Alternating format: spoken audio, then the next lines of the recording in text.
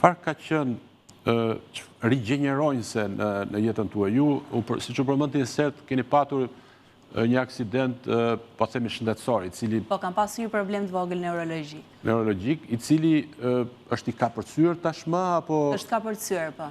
Është kapërcyer dhe unë personalisht nuk e shikoj si diçka të vështirë për të kaluar. Do të thënë, jam vendosur në veten time që sfidave t'u bëj ballë dhe t'i kapërcej sa më lehtë. Qartë. Sepse nuk mund t'i shoh kurrë si pengesa. Për ta arritur dëshirat dhe ëndrat. Ashin duke folur bashk, domethënë, duke folur bashk pa pretenduar se bëjmë ndonjë kështu,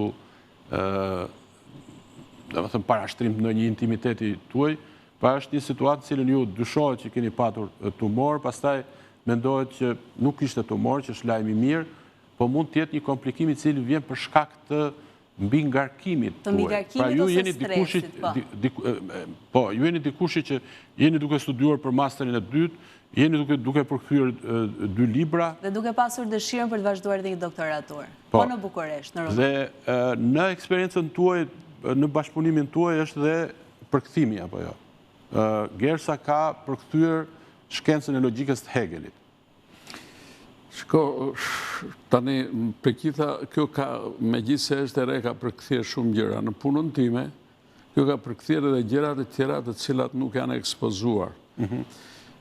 Ka përkthyer, e kemi diskutuar bashkë, që ishte një vepër e vështirë, edhe kjo i është dashur shumë kohë, ishte edhe vullneti i saj, e kishte lexuar edhe në variantet të tjera, në anglisht, në gjermanisht, në rumanisht në mos gabohem, dhe u isha dakord pastaj që të bënte, sepse kështu përpunohet më mirë përkthimi kur ke 2-3 gjuhë, bie më mirë në shtratin e shqipes.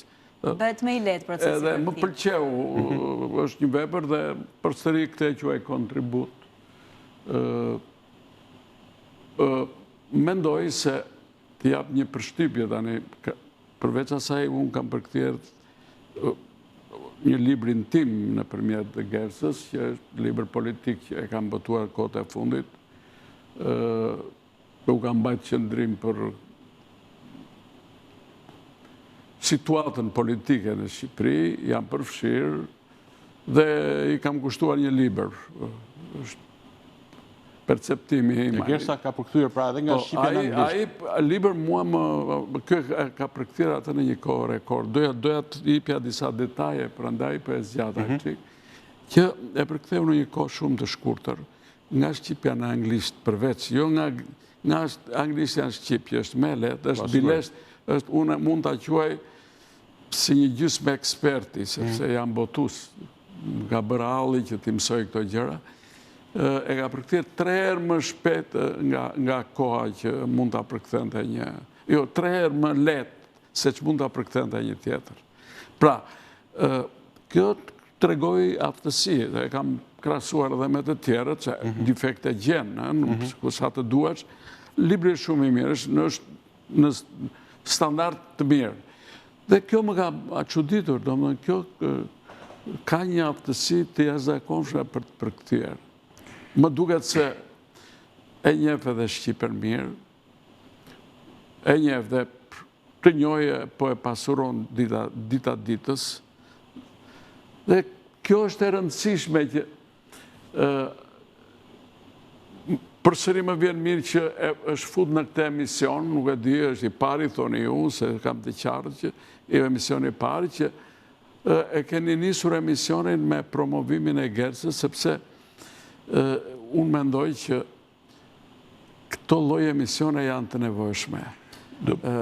Më lejo ta them të janë nevojshme sepse Shqipëria po ikën e gjitha. Dhe kthimi i njerëzve tillë është shumë i rëndësishëm.